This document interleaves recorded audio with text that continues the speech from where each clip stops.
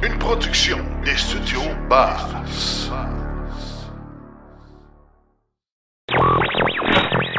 L'épisode de cette semaine est une présentation de l'Association des véhicules électriques du Québec, votre source incontournable d'informations. Début de la 10e saison de Silence on roule, arrivée d'un nouveau chroniqueur, Marco Dumais, changement dans les règles pour le programme Rouler vert et la Norvège franchit le 96% de nouvelles voitures électriques. Géotab démontre que les batteries résistent bien même aux recharges rapides. Aux réflexions branchées, Claude nous présente une chronique qui s'appelle L'écho dans la salle. L'automobile à la croisée des chemins, Marco nous présente sa nouvelle chronique. Et en grande entrevue, on parle des nouveaux modèles de véhicules électriques qui vont arriver chez les concessionnaires en 2026. La EV5. J'avais même mis mon dépôt pour la EV5. C'est un véhicule que j'aime beaucoup. Il était au Salon du véhicule électrique à Montréal, même du Salon de l'Auto en 2025. Tout ça et bien plus encore dans ce premier épisode de la saison 10 de Silence on roule.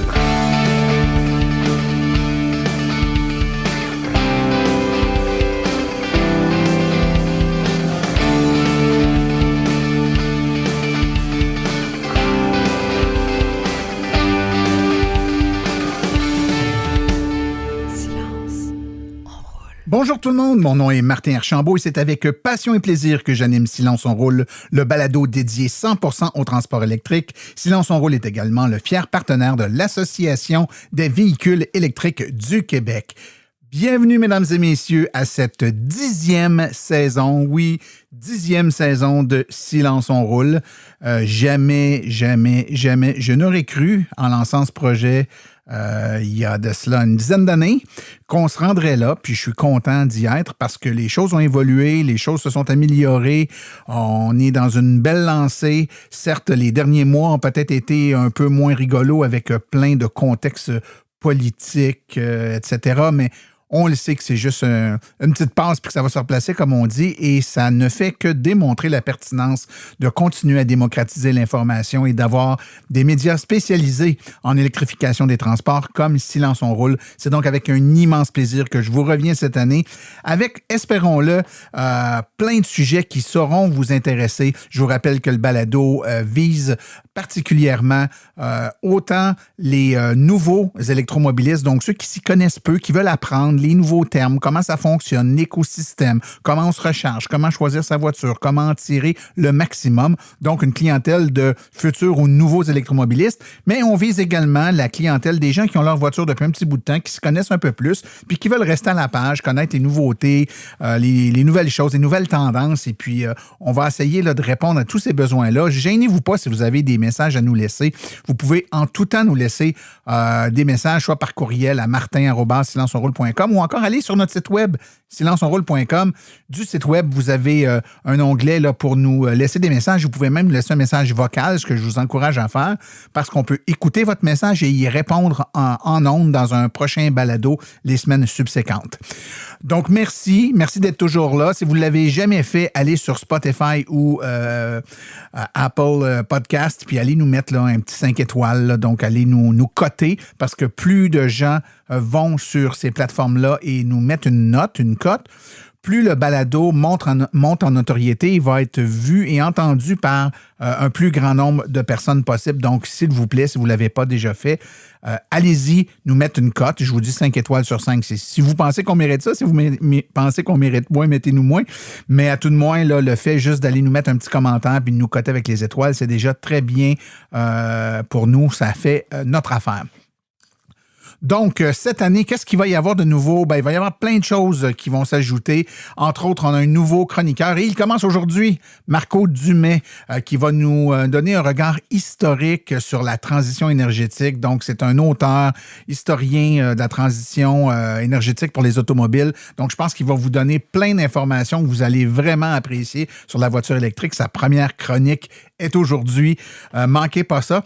Et aujourd'hui, notre sujet, eh bien, on a l'ancien président et le fondateur de l'Association des véhicules électriques du Québec, toujours porte-parole média, soit dit en passant, M. Simon-Pierre Rioux, qui vient nous parler des nouveautés. On sait que c'est peut-être pas l'année la plus faste en termes de nouveaux modèles de véhicules électriques, mais il y en a quand même plusieurs d'annoncés qui devraient nous arriver en courant de 2026. Donc, Simon-Pierre là, va se faire un plaisir de nous nommer ces ces véhicules-là, puis nous donner un peu ce qu'ils pensent qu'on va voir. C'est quoi les modèles, c'est quoi les caractéristiques, à quoi s'attendre. Donc, c'est un segment à ne pas manquer. Sans plus tarder, je vous propose d'aller tout de suite écouter les actualités dans le monde de l'électromobilité.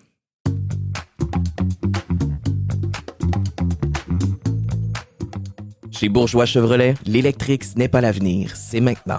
Ici, pas de pression, pas de vente forcée. Juste une équipe qui vous écoute vraiment et qui vous accompagne selon vos besoins.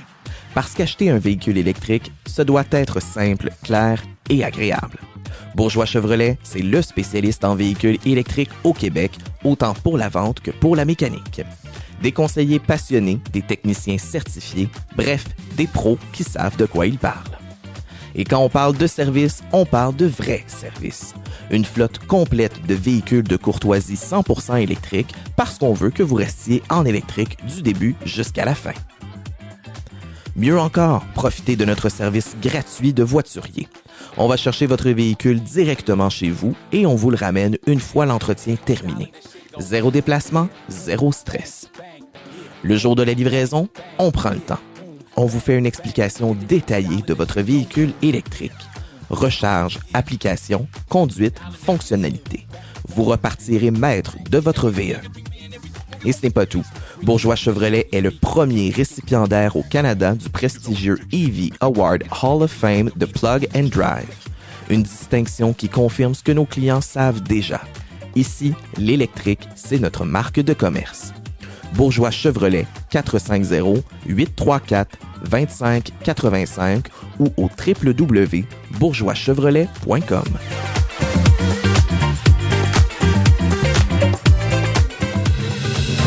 Les actualités sont une présentation de l'Association des véhicules électriques du Québec. Un incontournable pour être bien informé et accompagné avec votre voiture électrique. Devenez membre en visitant le www.aveq.ca. Nous sommes maintenant en 2026 et vous le savez, le programme Rouler vert du gouvernement a changé, donc la subvention a baissé, bien entendu. Mais il y a également le resserrement de certaines règles et les gens ne sont pas nécessairement au courant. Donc en 2026, l'aide financière est nettement moins généreuse qu'auparavant. Les véhicules 100% électriques neufs donne désormais 2 000 $ de subvention, tandis que les hybrides rechargeables recevront entre 500 et 1 000 $ selon la capacité de la batterie. Les véhicules d'occasion demeurent admissibles, mais la subvention est limitée à 1 000 $. Un point positif subsiste toutefois. La subvention de 600 $ pour l'achat et l'installation d'une borne de recharge résidentielle est maintenue. Il y a par contre une règle à surveiller, c'est le plafond de 65 000 $. Donc, le changement le plus déterminant concernant le prix de détail suggéré par le fabricant. Désormais, le plafond de 65 000 inclut les groupes d'options et certaines composantes essentielles, même lorsqu'elles sont activées par logiciel. Concrètement, un véhicule dont le prix de base est admissible peut devenir automatiquement exclu dès qu'on y ajoute des options qui font dépasser ce seuil. Cette règle élimine plusieurs configurations populaires qui étaient auparavant subventionnées. Ce qui ne change pas, c'est les règles fondamentales qui demeurent. C'est toujours la date d'immatriculation du véhicule qui demeure le critère d'admissibilité et non la date de commande. Il n'existe aucune clause de droit acquis pour les acheteurs ayant commandé avant les changements. La Norvège vient de franchir un cap historique dans sa transition vers la mobilité durable. En 2025, près de 96 % des voitures neuves immatriculées dans le pays étaient entièrement électriques, plaçant le royaume scandinave à un pas d'éliminer complètement les véhicules à essence et le diesel de son marché automobile neuf.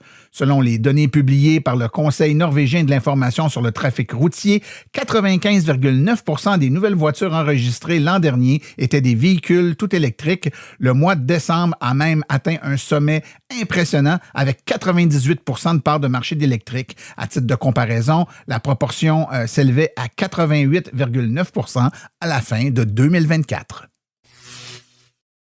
Sony Honda Mobility ont présenté un nouveau projet de prototype de véhicule électrique lors du salon CES de Las Vegas le 5 janvier dernier, dans un contexte où plusieurs constructeurs automobiles américains ralentissaient leur investissement dans l'électrification.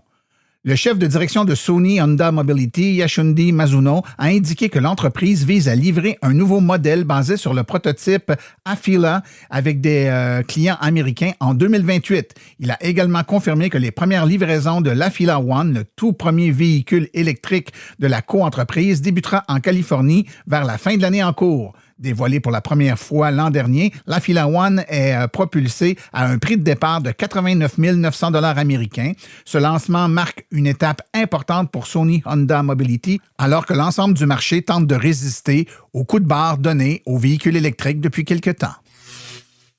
Le marché mondial des batteries connaît une expansion rapide et soutenue.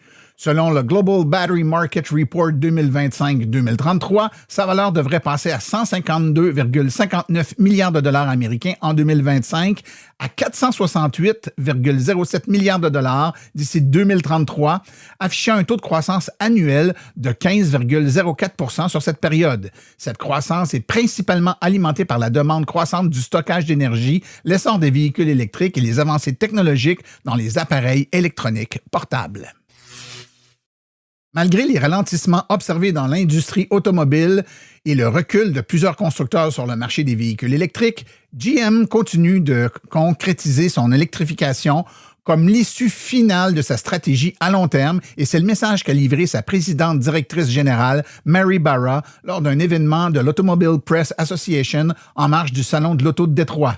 Mary Barra a reconnu que les changements réglementaires imposés par l'administration Trump ont un impact majeur sur les activités des constructeurs, parfois même plus importantes que les fluctuations rapides des politiques commerciales. La suppression du crédit d'impôt fédéral de 7 500 $ pour l'achat de véhicules électriques, combinée à un assouplissement des normes pour les économies de carburant et les règles pour les émissions polluantes, a forcé GM à revoir rapidement ses plans de produits. Nous avons dû apporter des changements significatifs, a-t-elle déclaré, faisant référence à des décisions visant à réduire de plusieurs milliards de dollars les investissements en électrification tout en misant davantage sur ce terme sur des véhicules à moteur thermique. Selon Barra, la disparition des incitatifs financiers a entraîné une chute marquée de la demande pour les modules électriques aux États-Unis. Cependant, elle demeure très positive qu'à moyen et à long terme, les voitures électriques sont la voie de l'avenir pour l'entreprise. Mercedes-Benz iPower Charging a ouvert cette semaine des sites de recharge qui seront disponibles aux Canadiens, et ce, dans la région de Vancouver. Contrairement aux bornes de recharge traditionnelles où les connecteurs ne sont pas toujours standards, ceux de Mercedes-Benz toutes les bornes auront 4 connecteurs, soit 2 connecteurs CCS et 2 connecteurs NACS. Les chargeurs Alpitronics HYC400 offriront une puissance de recharge pouvant aller jusqu'à 400 kW, permettant aux véhicules électriques prenant cette puissance, comme entre autres le nouveau GLG électrique de Mercedes, de gagner 300 km d'autonomie en seulement 10 minutes. Une nouvelle étude menée par Geotab, leader mondial des solutions de transport connecté, apporte un éclairage rassurant sur la santé des batteries de véhicules électriques. Malgré l'essor des recharges rapides et ultra rapides, les batteries conservent des performances solides tout au long de leur cycle de vie, avec une dégradation moyenne estimée à environ seulement 2,3% par année selon les données de télématique analysées. Pour cette actualisation d'informations, Geotab a étudié des données réelles issues de plus de 22 700 véhicules électriques représentant 21 marques et modèles. Sur plusieurs années, ce taux de dégradation légèrement supérieur à 1,8% observé en 2024 révèle l'évolution des usages, notamment le recours croissant à la recharge rapide en courant continu.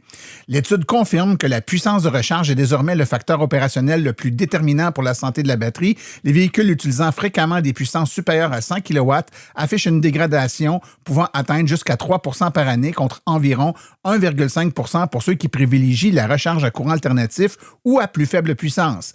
Les conditions climatiques jouent un rôle secondaire. Dans les régions chaudes, la dégradation est en moyenne 0,4% plus élevée que dans les climats tempérés.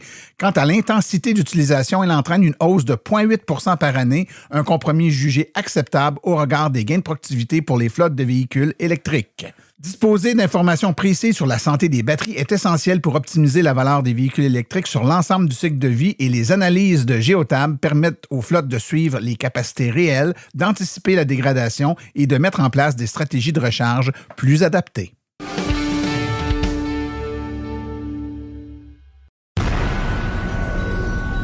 Réflexions branchées sont une présentation de Roger Bénard, entrepreneur en rénovation. Pour tous vos projets de réno, contactez le 514-692-8807 ou visitez le rogerbénardrénovation.com.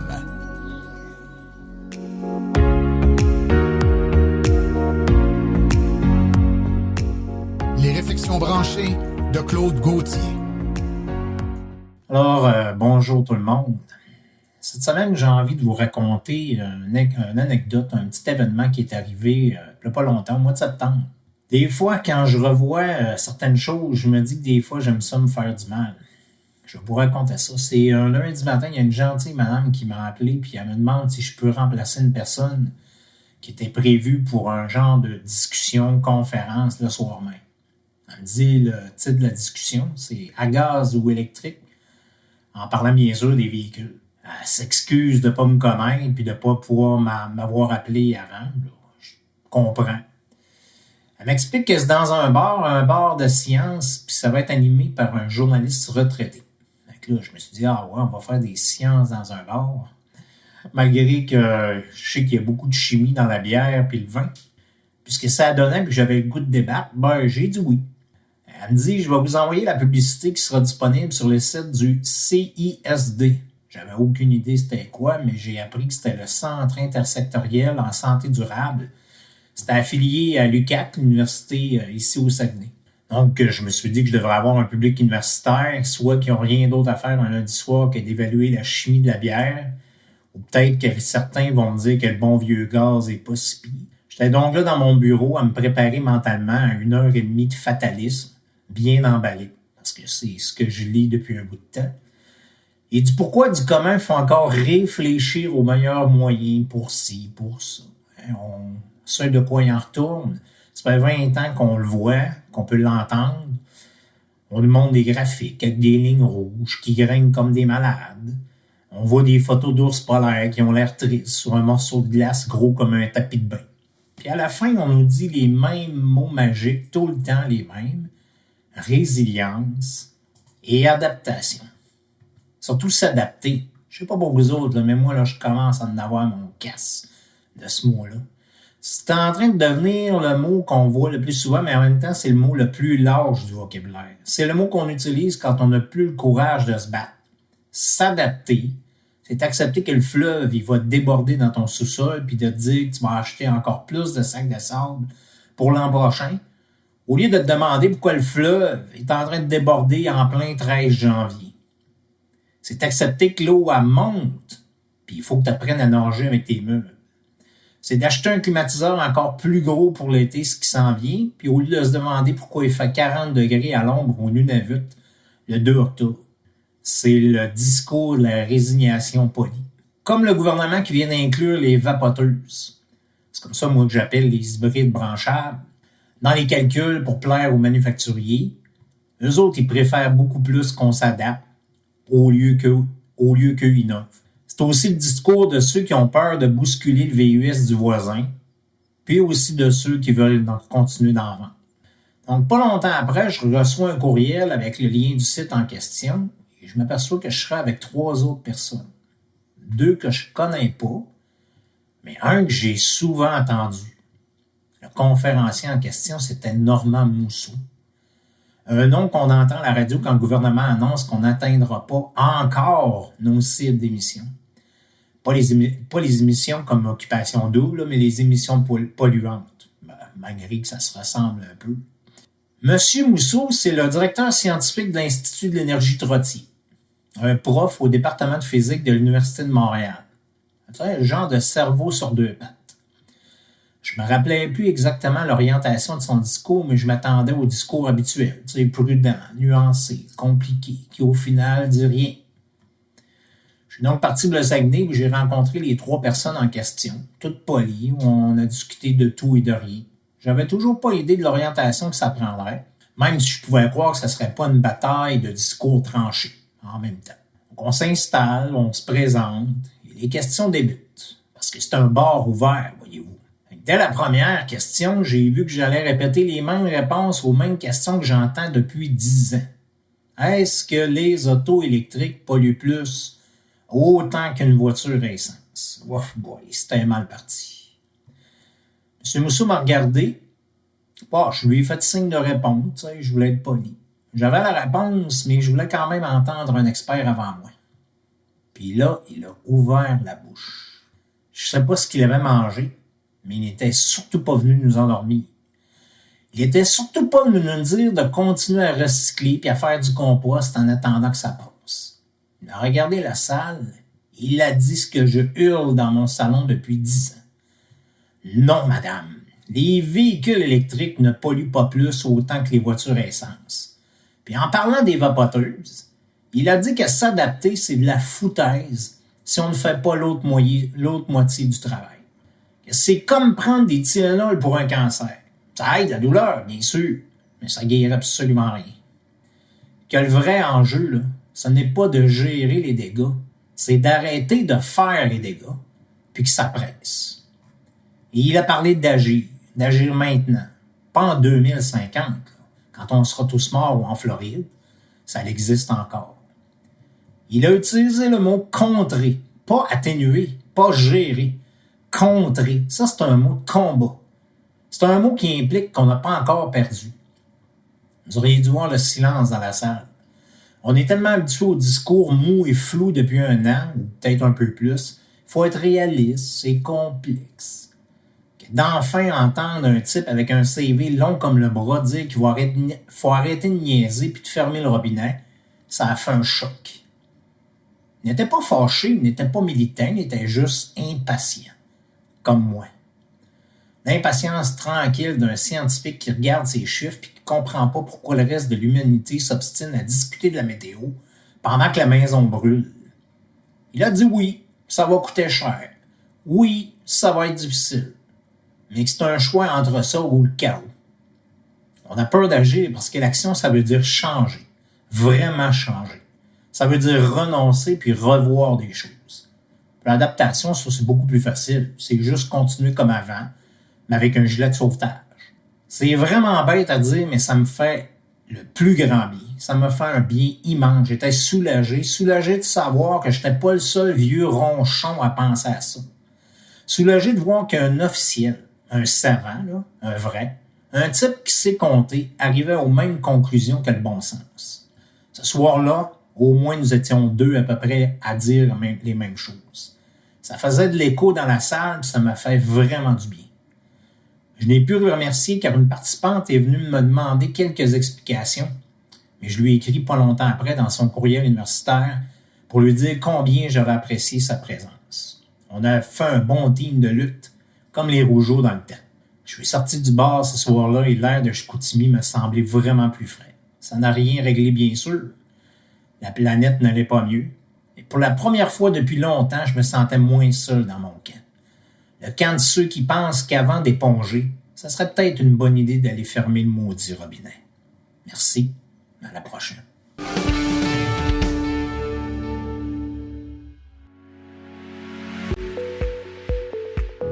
Vous venez de faire le saut vers l'électrique et songez à vous procurer une borne de recharge à la maison ou au chalet? Depuis plus de 65 ans, Hydrosolutions est une entreprise québécoise de confiance. Vous les connaissez pour les chauffe-eau, mais ils offrent également un service clé en main de location ou d'achat de bornes de recharge, incluant l'installation professionnelle.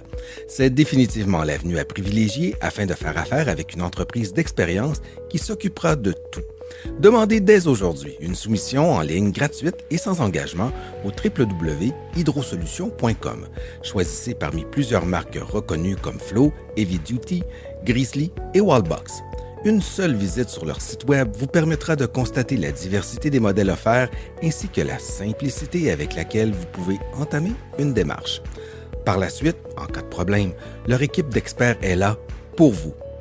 Hydrosolutions, leur mission, vous simplifier la vie.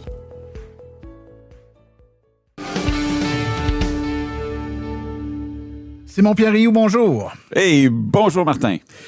Écoute, on est toujours excité quand vient le temps de débuter une année, quand on regarde la panoplie de véhicules électriques qui arrivent sur les routes. Cette année, je pense qu'on va être l'exception qui confirme la règle. Hein? Écoute, je suis quand même excité. Ouais, Ça nous en prend pas gros. Il n'y a pas grand-chose qui va me déranger dans la vie. Il faut qu'il y ait des nouveaux véhicules. J'aime ça avoir les nouveautés, voir. ce que les manufacturiers automobiles veulent nous présenter. Il y a de la compétition des Chinois. Fait que là, on voit qu'il y a quelque chose d'un petit peu plus intéressant en 2026. Puis c'est comme une genre d'étape clé là, en ce moment. Le marché canadien se diversifie. Puis on voit des modèles qui sont plus abordables parce que, veut pas, pour beaucoup de ménages, la réalité budgétaire elle reste cruciale. Hein? Fait que les prix grimpent.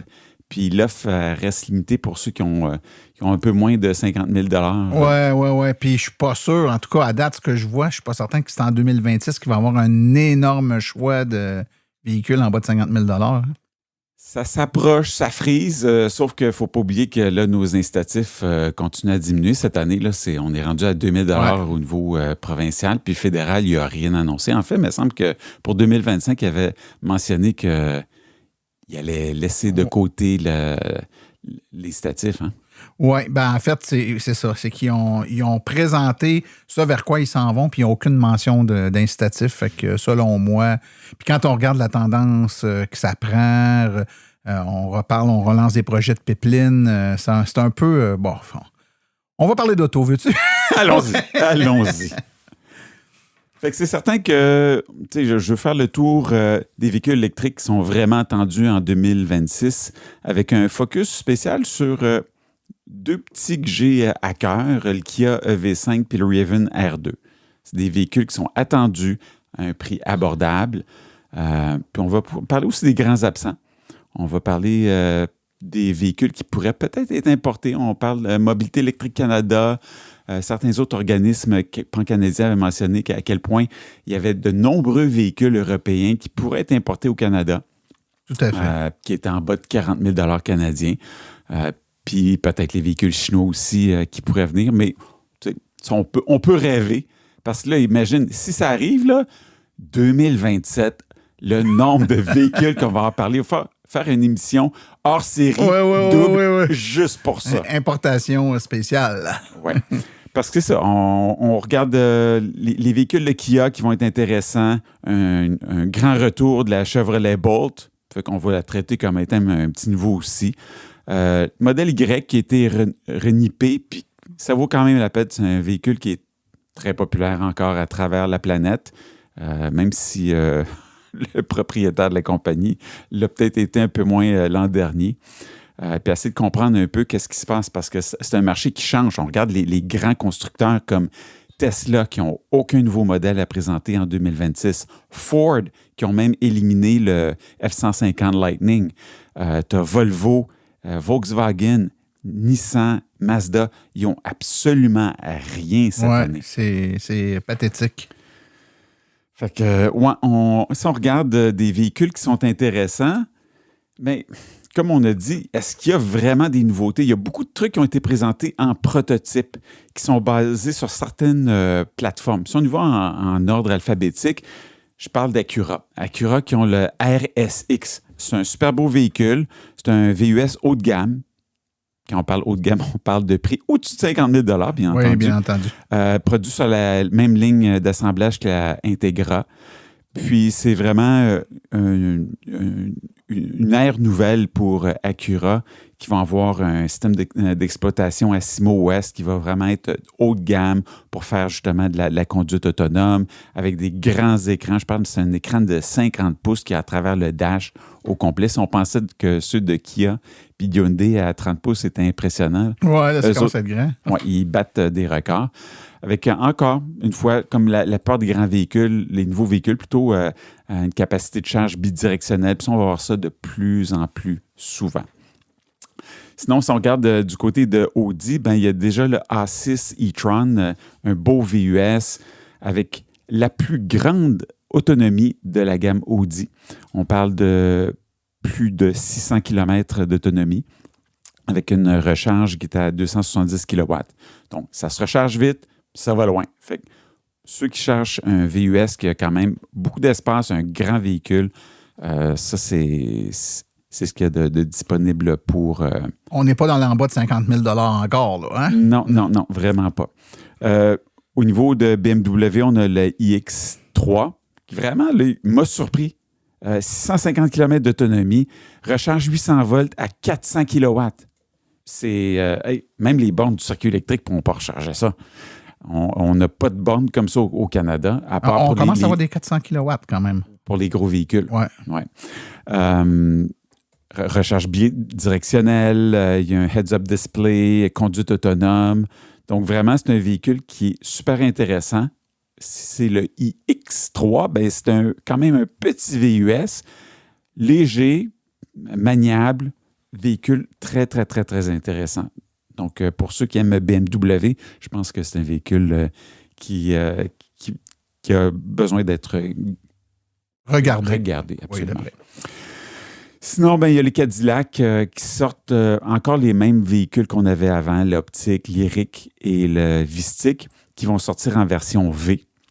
Ça, on a même Ioniq 5 aussi qui sort en version N. Donc, ça, c'est des versions. Le V, ça veut dire que c'est une vitesse, peut-être. Vélocité. Je ne suis pas sûr. C'est en anglais. Velocity, peut-être. Ah, ben, des fois, les Américains aiment ça utiliser des mots francophones juste pour que ça fasse un peu plus. Ça n'a pas allusion à e-tron, non? Non. Non, les Allemands, ils l'ont loupé de ce côté-là. Oui, oh là là. Fait que Cadillac, intéressant. Vistic, 3 rangées. Parce qu'il n'y en a pas beaucoup des 3 rangées. Hein. Tu as le Cadillac Escalade EQ, tu as le Vistic, puis après ça, tu as le Ioniq 9 de le Hyundai. V9. Le V9. Le V9 aussi, oui. Fait que c'est quand même des véhicules pour des grandes familles. Il y en a. Oui, au Québec. Fait que ça, c'est les seuls véhicules qui sont disponibles. Comme on parlait de la Chevrolet Bolt, je veux en parler encore et encore. C'est une très bonne nouvelle.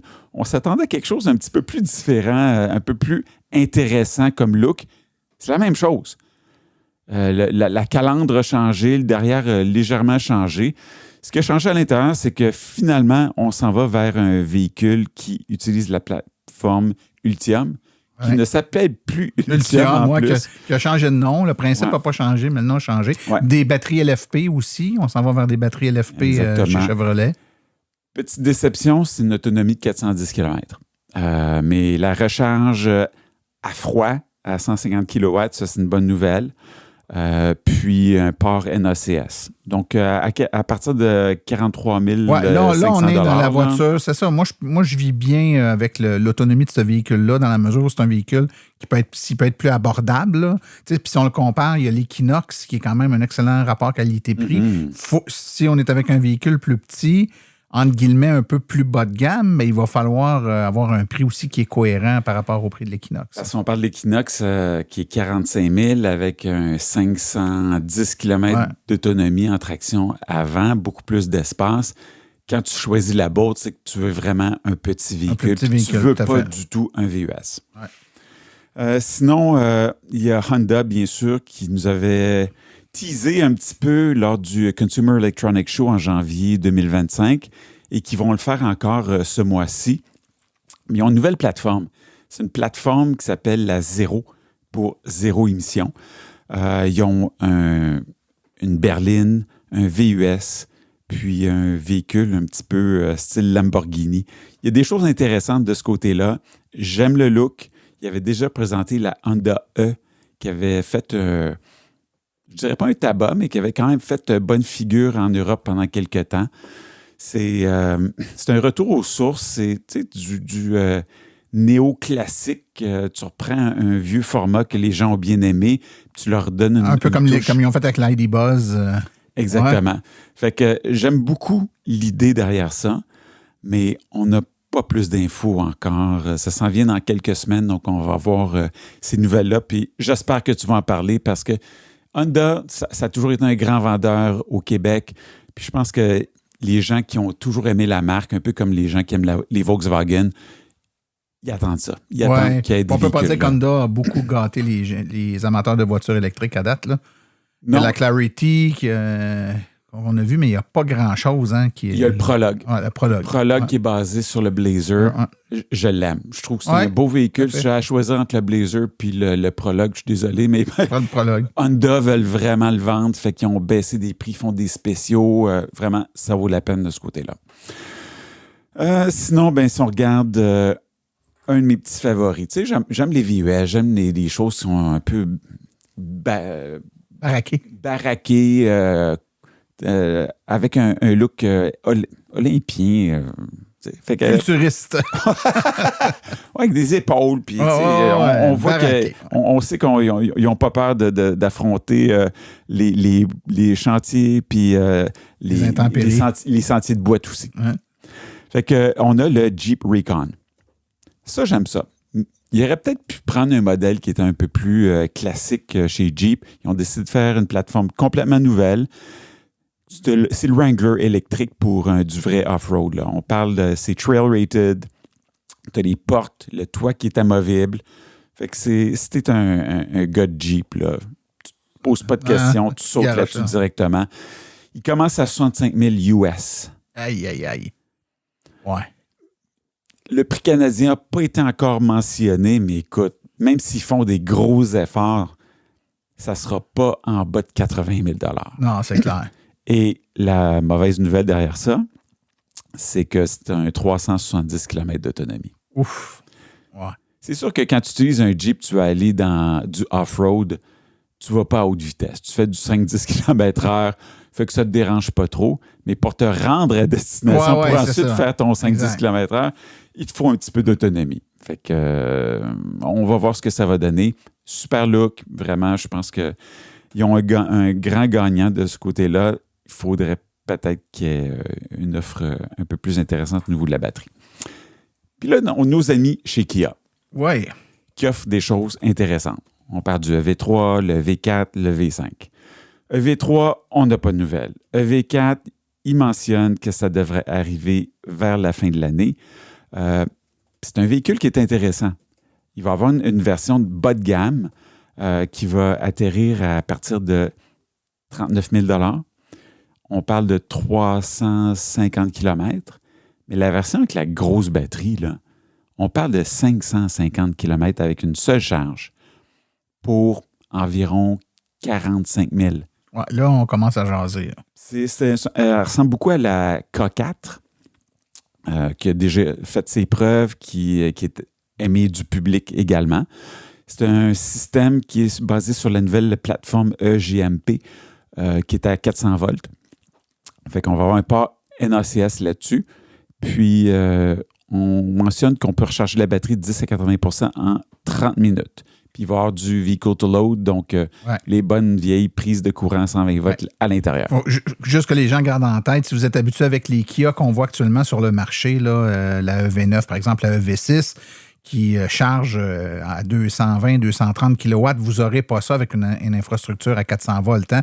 Par contre, on n'est pas dans la même gamme de prix non plus. Puis il y a bien des gens, j'en fais partie, puis il y en a plein de gens aussi qui en font partie, pour qui la recharge rapide est tellement anecdotique dans une année que ça peut être intéressant, parce qu'on ne parle quand même pas de recharge anémique, là. On parle de belles vitesses de recharge, mais on va être plus dans les 100 à 150 kW de recharge que dans les 220. Hein. Exactement. Donc, la plateforme EGMP, elle, c'est du 150 kW. Ça ira pas plus vite que ça, puis pas moins vite que ça non plus. Fait que c'est quand même pas pire. Je pense que à chaque fois que je fais des conférences, je le mentionne. Vous avez un choix à faire. Voulez-vous du 400 volts ou du 800 volts? Voulez-vous recharger en 30 à 45 minutes ou vous voulez recharger en moins de 15 à 20 minutes? C'est ça. C'est ça la différence. Tu vas payer un 10 000 $ de plus pour la chance de recharger plus vite aussi. Puis là, c'est un véhicule qui est quand même plus petit. Puis plus ta batterie est petite, moins ça va prendre de charge. Donc, il faut comprendre ça également. La EV5. J'avais même mis mon dépôt pour la EV5. C'est un véhicule que j'aime beaucoup. Il était au Salon du véhicule électrique à Montréal, même du Salon de l'Auto en 2025. Il est le fun. C'est un Kia Seltos avec une plateforme entièrement électrique, une batterie entre 60 et 80 kWh, recharge à 150, parce qu'encore une fois, c'est du 400 volts, une autonomie correcte, all-wheel drive 410 km, sinon en traction à 450. C'est un véhicule US qui est compact, bien équipé. Tu peux prendre le all-wheel drive. C'est vraiment fait pour des familles puis des ménages soucieux de leur budget, parce que là, quand tu as un VUS, tu sais que tu vas dépenser de l'essence. Oui. Puis on veut être encore green au Québec, on veut faire notre part, puis on le sait, quand on roule électrique, on sauve beaucoup et on sauve la planète. Tout à fait. Ce que je trouve intéressant du Kia EV5, je trouve que il s'insère bien, quand on connaît le EV6, là, je trouve qu'il s'insère bien dans cette série de véhicules-là. Là, donc, qui ont vraiment une belle déclinaison, puis les rendre disponibles. Si on a la EV9, la EV4, la EV3, la EV5, si ça arrive un jour, ces modèles-là aussi, on va vraiment avoir une belle famille. J'espère que ça va inspirer des entreprises comme Volkswagen, par exemple, qui a aussi une belle gamme de produits. Outre le ID4 qu'on connaît, il existe d'autres modèles de ID en Europe qu'on n'a pas ici qui pourraient compléter la gamme de façon tout à fait... Oui, la ID1, ID2. Donc oui, même, je disais récemment que le PDG de Volkswagen disait « L'avenir des petits véhicules est électrique. » Donc, ils ne vont pas changer de direction par rapport au marché comme les Américains l'ont fait. Là. Il faut qu'ils les rendent disponibles au Canada. Tu comprends, tantôt, tu parlais de véhicules européens qui pourraient être rendus disponibles ici. Après moi, c'est plus compliqué pour Renault de s'installer et de vendre des autos rapidement au Québec que Volkswagen, qui a déjà des concessionnaires un peu partout. Donc, de dire, tel modèle, on lui fait passer les tests, ils sont conformes aux règles du Canada. Voilà, on les distribue. Il me semble que ce n'est pas un gros défi pour une entreprise de le faire. Ce n'est pas un gros défi, mais pendant les dernières années, ils ont tellement fait de publicité pour convaincre les consommateurs que c'était très important d'avoir un véhicule gros, 4 roues motrices, pour se rendre à destination. Oui, sinon on ne se rend pas. Pour aller au Costco, sinon tu ne peux pas te rendre parce que, je sais pas, il y a une déneigeuse qui va te foncer dedans et elle va te détruire complètement. Donc, là, il faut qu'ils essaient de détruire cette image-là, puis en arriver à un point où les gens vont vouloir racheter des petits véhicules à nouveau. Lotus, je trouve ça le fun parce qu'ils ont un véhicule super dispendieux. Mais c'est quand même Lotus. C'est un beau véhicule. Ça fait un peu Lamborghini, VUS, autonomie de 600 km, grosse batterie. T'avais pas un dépôt sur celle-là, non? Pas tout de suite. Pas tout de suite, hein? C'est quand le prochain gros lot du Lotomax? Oui, c'est ça. On va regarder ça. Puis dans le même gamme de prix, Range Rover électrique, puis le Sport électrique aussi à 150 000, entre 250 000 $ aussi. C'est des véhicules qui arrivent. Pour ceux qui aiment des véhicules luxueux, ça va remplir un trou, comme on dit. Ça ne doit pas être un gros trou, mais un trou quand même. Un petit trou. La Polestar 5, je sais que tu m'en avais parlé, puis j'étais comme, est-ce qu'on parle vraiment de la Polestar 5? C'est une énorme berline. C'est comme la Lucid Air GT. On n'a pas d'idée du prix, mais si tu veux un véhicule, un gros bateau, là, ça s'en vient en 2026 également. Et mon autre grand coup de cœur, où j'avais également un dépôt là-dessus, c'est le Raven R2. Ça, c'est supposé de changer la compagnie. C'est supposé d'être le moment modèle 3 de Rivian qui va faire que cette compagnie-là va changer. Il va faire des profits. Il va se sortir la tête de l'eau. Ils ont réinventé, je trouve, la catégorie. C'est pas juste un VUS, c'est de l'aventure. Tu embarques là-dedans, tu sens que tu es comme tu t'en vas en jungle, totalement. Tu as des dashs en bois. La façon de contrôler toute l'interface du véhicule avec des molettes, avec un feedback rétroactif sur la molette. Comme si tu essaies d'aller trop loin sur ton menu, ça va résister. Ah ouais? Ça, ce genre de truc-là, ça a l'air niaiseux, mais... Comme des manettes de Nintendo, là, de Xbox, là, qui vibrent puis qui rétroactent. C'est pas juste que ça vibre, ça t'empêche d'aller plus loin. Ouais. Pour moi, c'est pas juste un gadget, c'est vraiment... C'était un rêve d'enfance d'avoir ce genre de truc-là où tu as le feedback sur comment ça fonctionne. Ça glisse ou il va y avoir un peu plus de rugosité. Bref, le véhicule est super. Je leur souhaite la plus grande des chances avec ce véhicule-là. On parle de 66 000 $, autonomie de 500 km. Il y a plein de petits gadgets à l'intérieur qui rendent le véhicule encore plus intéressant. Ça, c'est un véhicule qui s'en vient vers la fin de l'année. On va le voir, c'est un véhicule d'aventurier prêt à manger du modèle Y sur les sentiers. Vraiment, je pense que ceux qui ont déjà fait un dépôt pour vont être très heureux. Sinon, si on regarde au niveau Toyota Subaru avec le BZ puis le Trail Seeker, c'est les mêmes véhicules qu'on a déjà connus. Ils ont changé les noms parce qu'ils avaient une mauvaise réputation, on va se le dire. Autonomie minable, recharge anémique. C'était pas des super véhicules. Ceux qui les ont encore plein de problèmes. Je pense que Toyota, juste pour s'excuser, devrait redonner des véhicules 2026 aux propriétaires qui ont acheté ces affaires-là. T'es dur. Non, mais écoute, à chaque fois qu'il y a quelqu'un qui me rencontre, « Ouais, qu'est-ce que tu en penses de ce véhicule-là? » Je suis comme, Ce que j'aime, par contre, de Toyota, ils sortent avec un super nouveau petit véhicule, un petit VUS urbain, le CHR, qu'on connaît bien, qui est en version essence. Un peu comme GM qui ont décidé de reprendre l'Equinox puis le Blazer, bien là, eux autres, ils ont décidé, on prend un véhicule qui est bien connu, puis on le met sur le marché. Autonomie, 500 km en front-wheel drive, all-wheel drive à 450. C'est un genre de petit rogue, recharge rapide. Ça va être vraiment le fun. Je finis là-dessus, là, Martin. Je trouve que finalement, Toyota ont compris. Ils ne sortent pas avec une tonne de véhicules comme Kia, mais ils ont compris que si on veut attirer le consommateur, on a besoin de reprendre des noms qui sont connus puis de les mettre en version. Ouais, effectivement, il y a différents. Tu sais, la stratégie au début d'électrification, on allait complètement champ gauche. On se souvient des premières Leaf. Il n'y a rien qui ressemblait plus à un char électrique qu'un autre char électrique. Maintenant, une voiture électrique, c'est une voiture comme n'importe quelle autre. Puis souvent, si on ne le sait pas qu'elle est électrique, on ne peut pas le deviner à l'œil. Là, elle est vraiment très semblable au véhicule à essence. Puis je pense que même dans le nom, en conservant les noms, en électrifiant des modèles connus, surtout pour des compagnies qui fonctionnent beaucoup, en tout cas ici en Amérique du Nord, avec...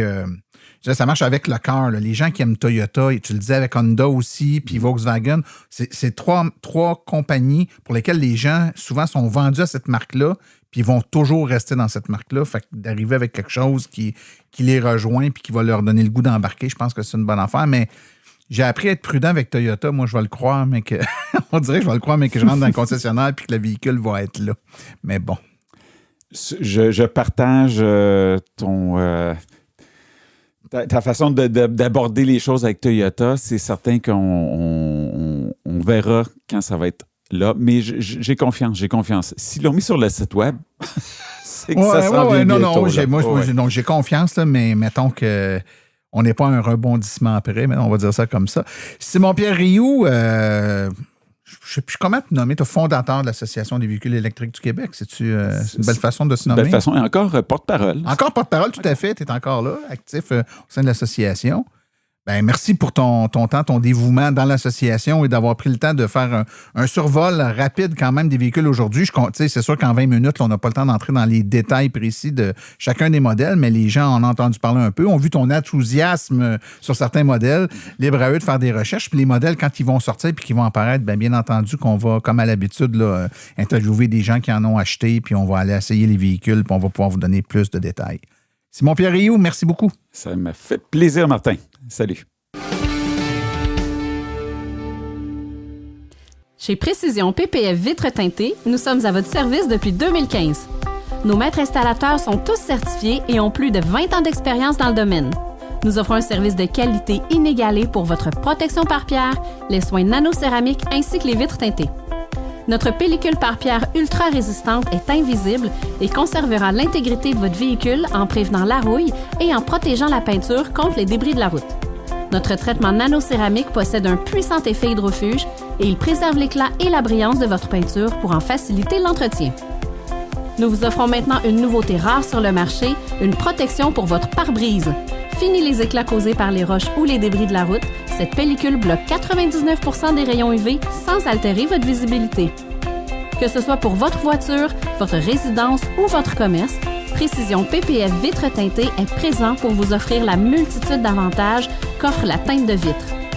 Venez nous rencontrer au 1970 Boulevard des Laurentides à Laval ou contactez-nous au 450-490-4488 ou encore, venez nous voir sur notre page Facebook à Précision PPF Vitres teintées.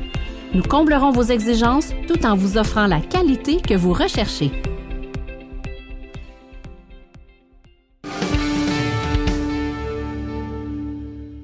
La chronique L'automobile à la croisée des chemins est une présentation d'Hydro Solutions, vos experts en bornes de recharge. Pour le service à la clientèle, composez le 514-353-0077 ou visitez le hydrosolutions.com.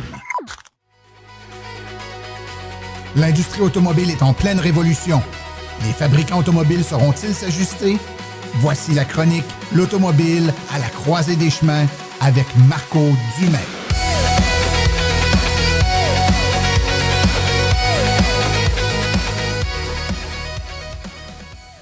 Bonjour à tous, je suis très heureux de faire partie de l'équipe de Silence on roule en cette nouvelle année. Ici Marco Dumais et j'ai le plaisir de vous présenter la nouvelle chronique L'automobile à la croisée des chemins. Pour cette première, on va y aller simplement, je vais vous mettre en contexte, je vais vous expliquer la thématique.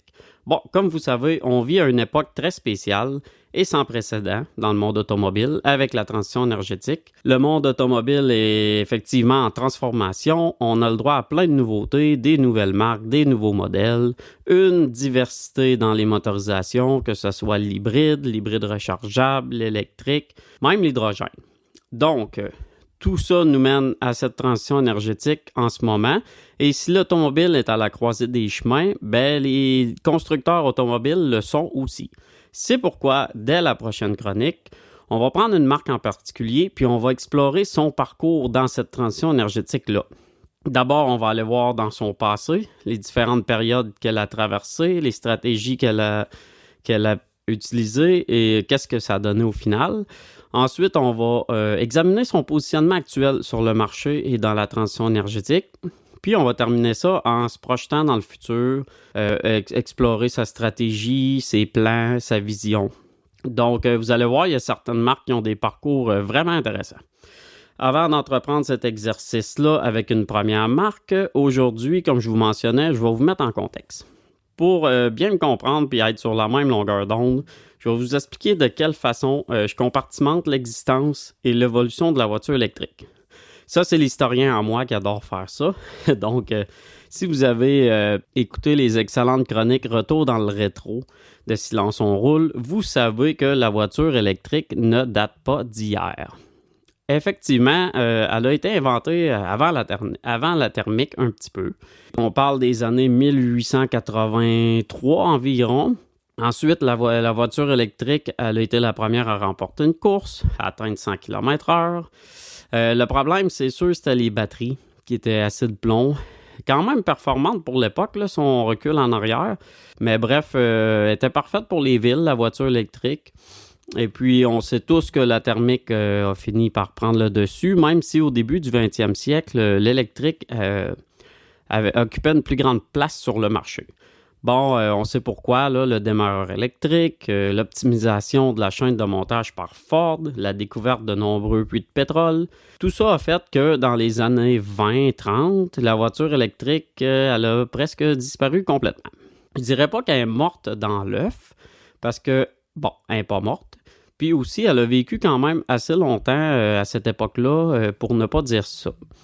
On repense aussi aux constructeurs de l'époque, comme la Baker Electric, la Detroit Electric, la Columbia Electric, qui étaient des marques quand même populaires pour l'électrique, dans cette période que je nommerais l'âge d'or de la voiture électrique. Ensuite de ça, des années 30 aux années 90, là, c'est les années obscures, où on peut voir l'électrique comme un laboratoire expérimental et voir plein de voitures à l'allure bizarre et aux performances pas très convaincantes. En fait, c'était dur de prendre l'électrique au sérieux dans ces années-là. On a eu, exemple, la Breguet Ford, si je prononce bien, dans les années 40, drôle de petite bébite, la Henry Kilowatt, l'AMC Amitron, les City Cars, Zagato Zélé, bref, toutes des voitures un peu à l'allure extraterrestre, qui donnaient de pauvres performances, avec l'acide plomb comme batterie. Les crises pétrolières des années 70 ont quand même fait réfléchir et ont mis la table pour la période des années 90 à 2010 que je nommerais les prémices, en fait, de la révolution. Là, on a vu les trois marchés principaux dans le monde automobile, c'est-à-dire l'Asie, l'Europe et l'Amérique du Nord, instaurer des normes environnementales.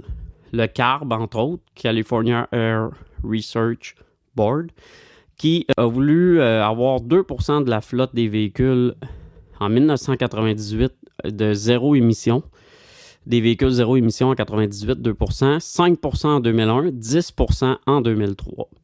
Donc là, les constructeurs ont investi dans l'électrique plus sérieusement. Ils ont aussi offert des véhicules plus pour monsieur, madame, tout le monde, des véhicules plus sérieux. Souvent des véhicules de série déjà qu'on a convertis en électrique, mais aussi même on a vu des modèles dédiés qu'on pourra certainement voir dans les prochaines chroniques. Aussi, qu'est-ce qui marque cette époque-là? C'est les nouvelles batteries nickel-métal-hydrure qui avaient des performances quand même beaucoup mieux que les acides plomb qu'on connaissait jusqu'alors. Donc ça, qu'est-ce qui est arrivé dans cette période-là? C'est qu'au début des années 2000, à défaut de pouvoir atteindre ces objectifs-là, les normes environnementales ont un peu tombé à l'eau. On a abandonné les objectifs. Ça a poussé les constructeurs à s'empresser de mettre de côté leurs voitures électriques puis d'arrêter les investissements massifs. Donc, à partir de ce moment-là, certains ont adopté différentes stratégies qu'on aura le plaisir de découvrir aussi dans les prochaines chroniques. Ce qui nous mène à la révolution électrique réelle après le faux départ des années 90. En 2010, là, deux choses ont enclenché la révolution. Deux choses principalement. Tesla, bien sûr, et la batterie lithium-ion. Donc là, on a vu là, les constructeurs un peu partout dans le monde offrir des voitures de série beaucoup plus sérieuses avec des performances aussi beaucoup mieux améliorées. Et là, on a vu vraiment la révolution être déclenchée qui nous mène à la transition énergétique d'aujourd'hui. Donc là, autour de 2020, les gouvernements s'en sont mêlés en voyant que c'était maintenant possible d'atteindre des normes d'émissions, instaurer des normes et tout ça, dû aux performances des nouvelles batteries, puis à l'électrique qui évoluait rapidement. Donc là, on est vraiment dans la transition énergétique d'aujourd'hui et on se dirige vers une nouvelle ère. Donc, on résume rapidement. On a eu l'âge d'or des années 1880 aux années 1930, les années obscures des années 30 aux années 90, les prémices de la révolution des années 90 à 2010, la révolution électrique, bien sûr, 2010, et la transition énergétique d'aujourd'hui. Et la nouvelle ère qui s'en vient. Donc, on revient à notre chronique de l'automobile à la croisée des chemins. On va prendre une marque puis on va regarder le parcours qu'elle a effectué dans ces différentes périodes-là. Aussi, comme je vous disais, examiner son positionnement actuel et sa stratégie future. Donc, vous allez voir, il y a vraiment beaucoup de choses à découvrir là-dedans. C'est déjà la fin de la chronique. Puis, comme à chaque fin de chronique, je vais me permettre de vous lancer une invitation pour le plaisir, c'est-à-dire une réflexion et un ou des questionnements. L'invitation d'aujourd'hui est la suivante. Quelles sont les voitures électrifiées et surtout électriques que vous connaissez de chacune des périodes de l'évolution de la voiture électrique qu'on vient d'énumérer? Disons jusqu'à la révolution de 2010. Bon, sans faire de recherche sur Internet, en connaissez-vous une ou plusieurs? Et aussi, j'adore échanger sur le sujet, donc laissez-moi vos commentaires. Dites-moi quelle marque vous aimeriez le plus explorer dans le cadre de cette chronique-là. Puis, ne manquez surtout pas la deuxième chronique. Dans un prochain épisode de Silence on roule, dès celle-ci, on entrera dans le vif du sujet avec notre première marque automobile sous les projecteurs. Merci à tous et bonne route!